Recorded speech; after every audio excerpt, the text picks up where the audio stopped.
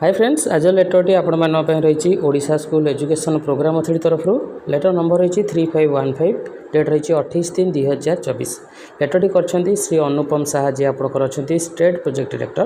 लेटरटी आपंकर all do committee PCS समग्र शिक्षा ओडिशा में कर सब्जेक्ट रही sharing of results of summative assessment 2 2024 and commencement of new academic section 2024-25।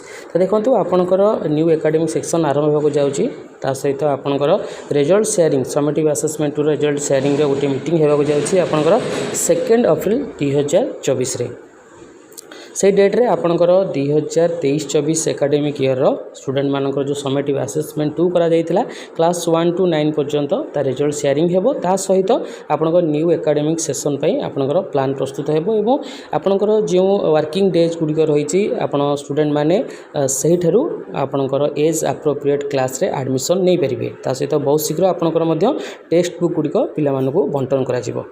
Hope आज वीडियो आपण मान इनफॉर्मेटिव रही। जब वीडियो आपको भल लगे लाइक करेंगे, शेयर करेंगे, चैनल सब्सक्राइब करेंगे। धन्यवाद।